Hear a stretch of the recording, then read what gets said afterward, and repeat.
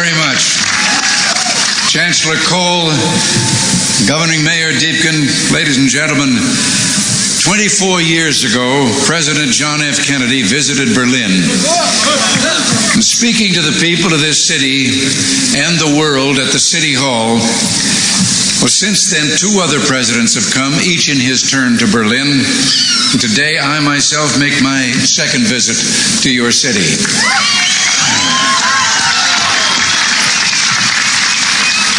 We come to Berlin, we American presidents, because it's our duty to speak in this place of freedom.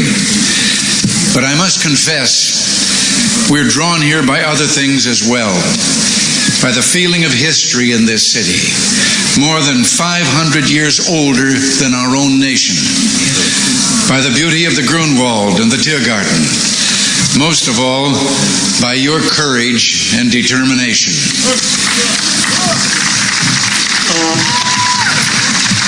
Perhaps the composer Paul Linke understood something about American presidents. You see, like so many presidents before me, I come here today because wherever I go, whatever I do, ich habe noch keinen Koffer in Berlin.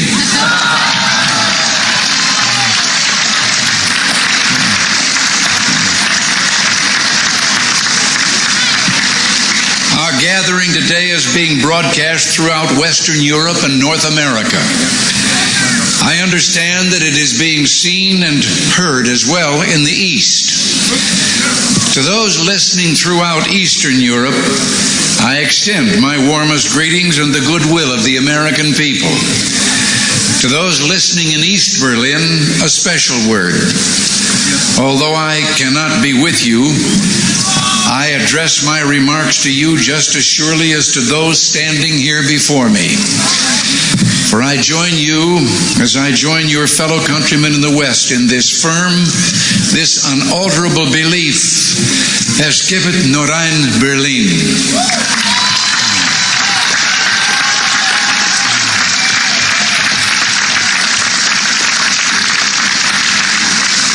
Behind me stands a wall that encircles the free sectors of this city, part of a vast system of barriers that divides the entire continent of Europe.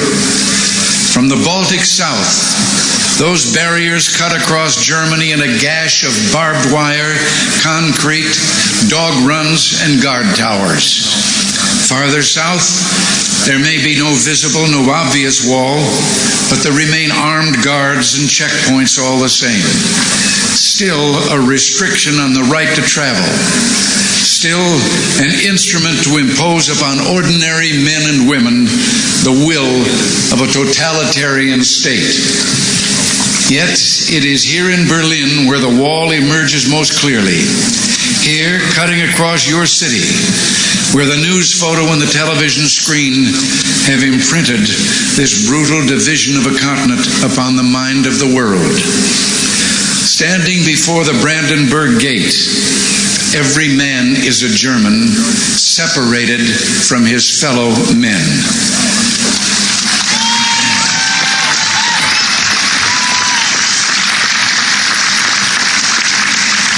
Every man is a Berliner, forced to look upon a scar.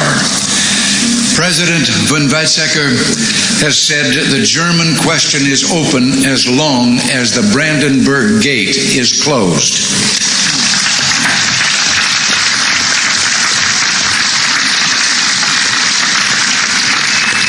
Well, today I say, as long as this gate is closed, as long as this scar of a wall is permitted to stand, it is not the German question alone that remains open, but the question of freedom for all mankind.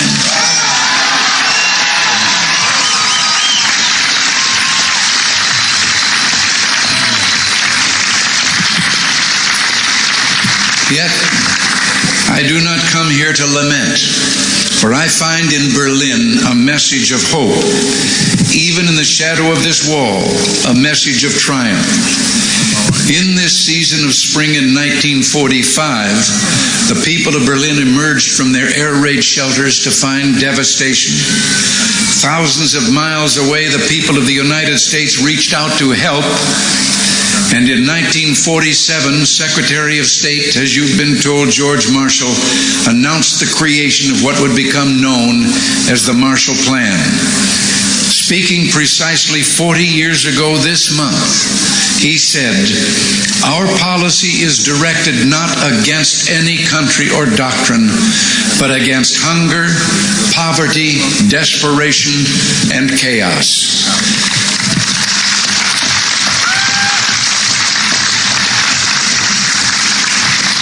In the Reichstag a few moments ago, I saw a display commemorating this 40th anniversary of the Marshall Plan.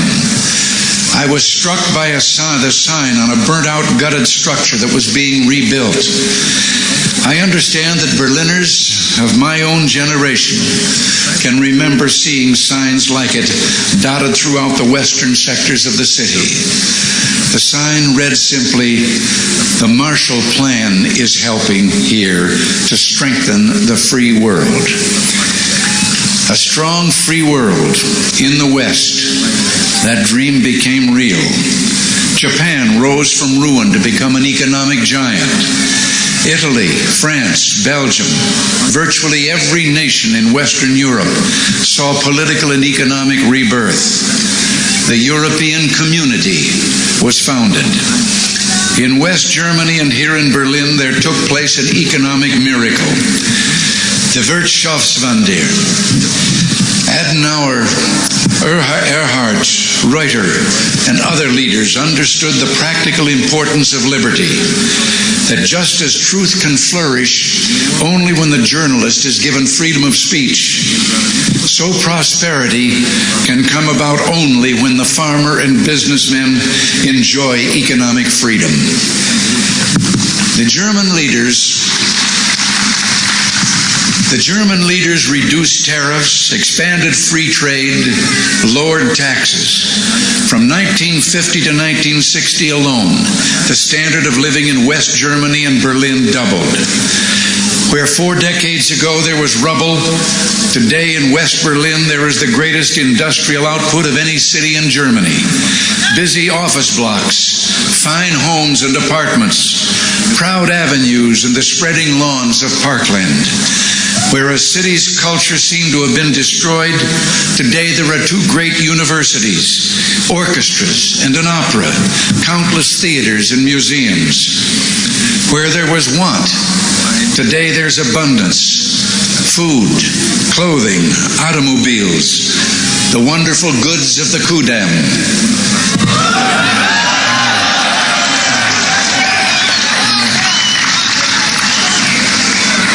From devastation, from utter ruin, you Berliners have in freedom rebuilt a city that once again ranks as one of the greatest on earth. And the Soviets may have had other plans, but my friends, there were a few things the Soviets didn't count on. Berliner Herz, Berliner Humor, ja, und Berliner Schnauzer.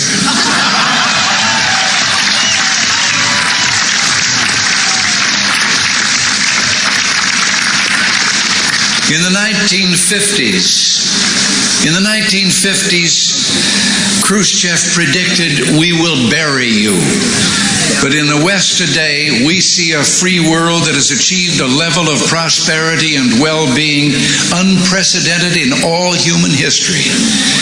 In the communist world, we see failure, technological backwardness, declining standards of health, even want of the most basic kind, too little food. Even today, the Soviet Union still cannot feed itself. After these 4 decades, then, there stands before the entire world one great and inescapable conclusion. Freedom leads to prosperity. Freedom replaces the ancient hatreds among nations with comity and peace. freedom is the victor.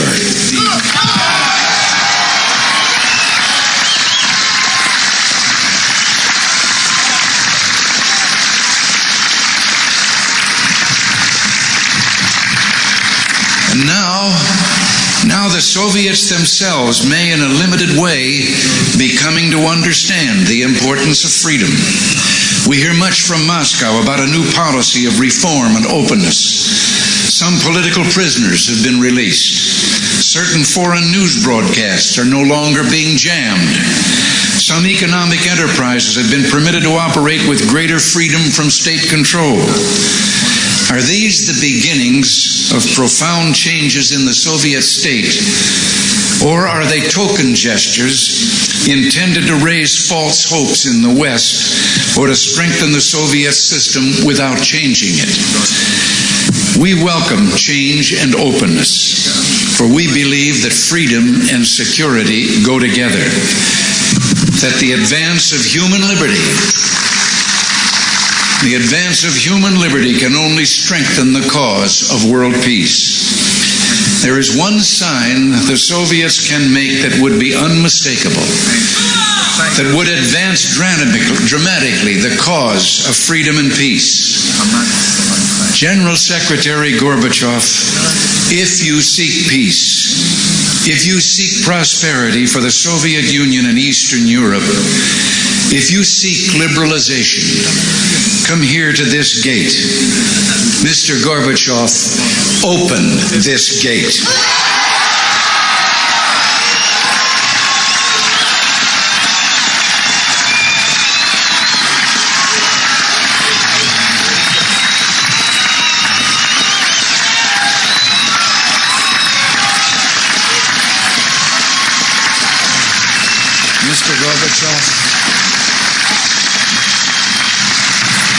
Mr. Gorbachev, tear down this wall.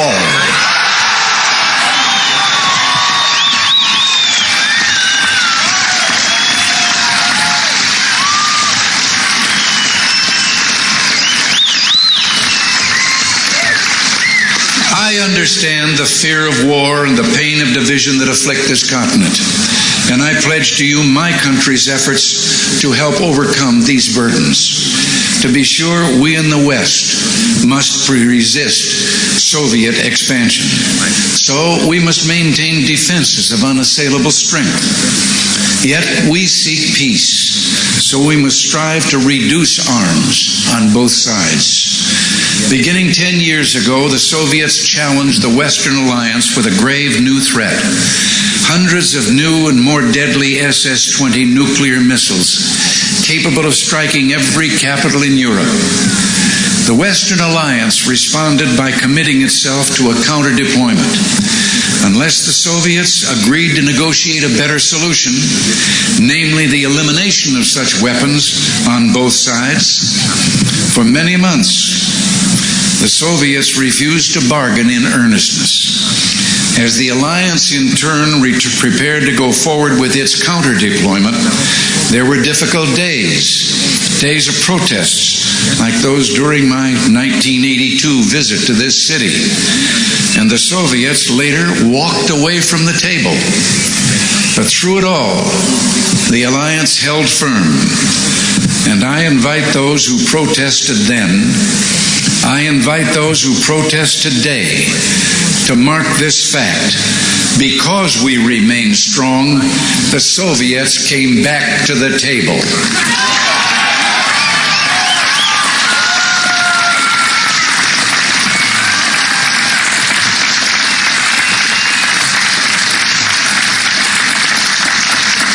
Because we remain strong today, we have within reach the possibility not merely of limiting the growth of arms, but of eliminating for the first time an entire class of nuclear weapons from the face of the earth. As I speak, NATO ministers are meeting in Iceland to review the progress of our proposals for eliminating these weapons. At the talks in Geneva, we have also proposed deep cuts in strategic offensive weapons. and the Western allies have likewise made far-reaching proposals to reduce the danger of conventional war and to place a total ban on chemical weapons. While we pursue these arms reductions, I pledge to you that we will maintain the capacity to deter Soviet aggression at any level at which it might occur.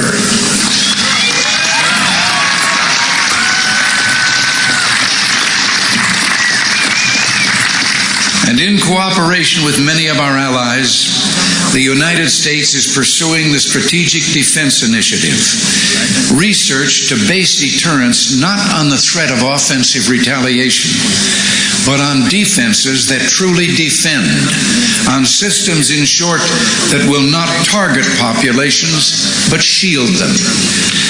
By these means, we seek to increase the safety of Europe and all the world. But we must remember a crucial fact. East and West do not mistrust each other because we're armed. We're armed because we mistrust each other.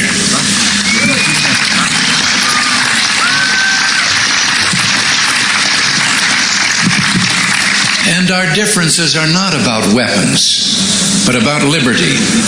When President Kennedy spoke at the City Hall those 24 years ago, freedom was encircled. Berlin was under siege. And today, despite all the pressures upon this city, Berlin stands secure in its liberty, and freedom itself is transforming the globe. In the Philippines, in South and Central America, democracy has been given a rebirth. Throughout the Pacific, free markets are working miracle after miracle of economic growth. In the industrialized nations, a technological revolution is taking place, a revolution marked by rapid, dramatic advances in computers and telecommunications. In Europe, only one nation, and those it controls, refuse to join the community of freedom. Yet in this age of redoubled economic growth, of information and innovation, the Soviet Union faces a choice. It must make fundamental changes, or it will become obsolete.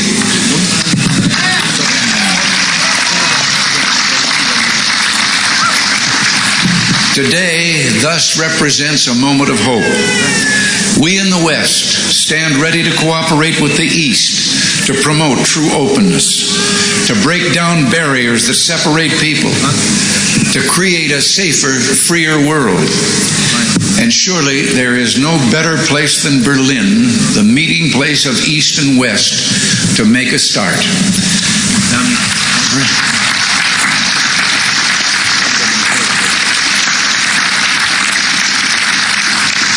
Free people of Berlin, today as in the past, the United States stands for the strict observance and full implementation of all parts of the Four-Power Agreement of 1971. Let us use this occasion, the 750th anniversary of this city, to usher in a new era, to seek a still fuller, richer life for the Berlin of the future. Together, let us maintain and develop the ties between the Federal Republic and the western sectors of Berlin, which is permitted by the 1971 agreement.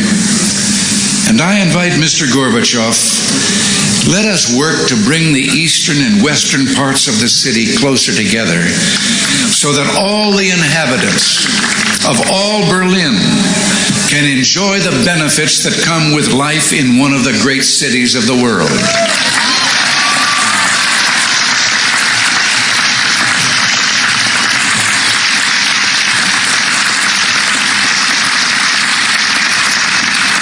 To open Berlin still further to all Europe, East and West, let us expand the vital air access to this city, finding ways of making commercial air service to Berlin more convenient, more comfortable, and more economical. We look to the day when West Berlin can become one of the chief aviation hubs in all Central Europe. With our French and British partners, The United States is prepared to help bring international meetings to Berlin. It would be only fitting for Berlin to serve as the site of United Nations meetings or world conferences on human rights and arms control or other issues that call for international cooperation.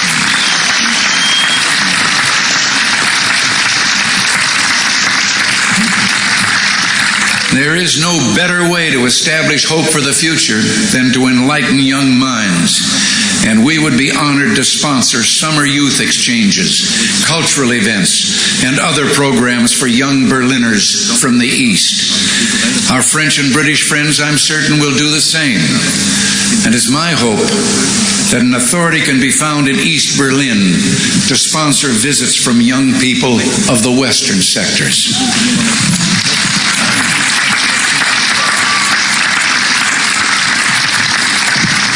One final proposal, one close to my heart. Sport represents a source of enjoyment and ennoblement. And you may have noted that the Republic of Korea, South Korea, has offered to permit certain events of the 1988 Olympics to take place in the North. International sports competitions of all kinds could take place in both parts of this city. And what better way to demonstrate to the world the openness of this city than to offer in some future year to hold the Olympic Games here in Berlin, East and West.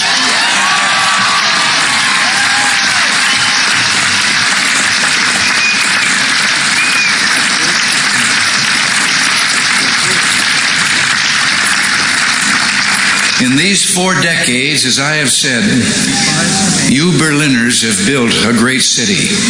You've done so in spite of threats, the Soviet attempts to impose the Eastmark, the blockade. Today, the city thrives in spite of the challenges implicit in the very presence of this wall. What keeps you here? Certainly, there's a great deal to be said for your fortitude, for your defiant courage. But I believe there's something deeper, something that involves Berlin's whole look and feel and way of life.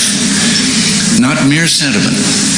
No one could live long in Berlin without being completely disabused of illusions.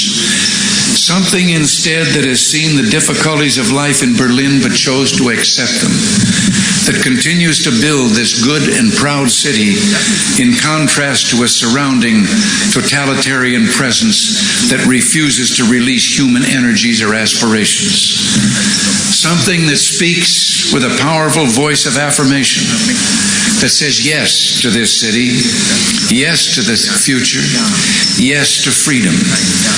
In a word, I would submit that what keeps you in Berlin is love.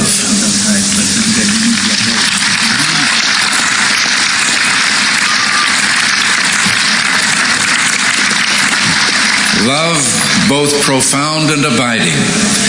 Perhaps this gets to the root of the matter, to the most fundamental distinction of all between East and West. The totalitarian world produces backwardness because it does such violence to the spirit, thwarting the human impulse to create, to enjoy, to worship. The totalitarian world finds even symbols of love and of worship an affront.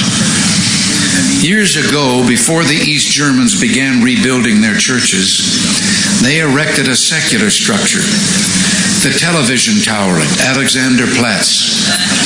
Virtually ever since, the authorities have been working to correct what they view as the tower's one major flaw. Treating the glass sphere at the top with paints and chemicals of every kind.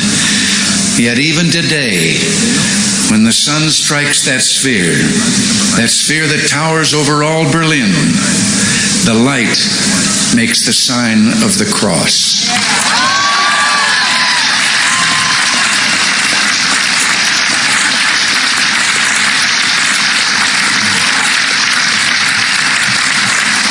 There in Berlin, like the city itself, symbols of love, symbols of worship cannot be suppressed. As I looked out a moment ago from the Reichstag, that embodiment of German unity, I noticed words crudely spray painted upon the wall, perhaps by a young Berliner. Quote, "This wall will fall, beliefs become reality."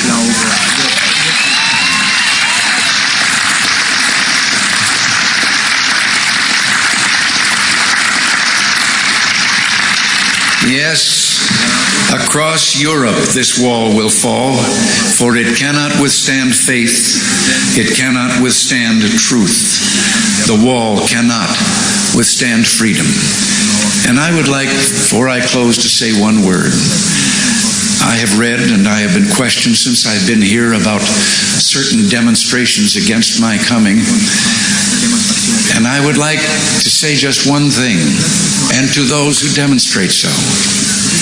I wonder if they have ever asked themselves that if they should have the kind of government they apparently seek, no one would ever be able to do what they're doing again.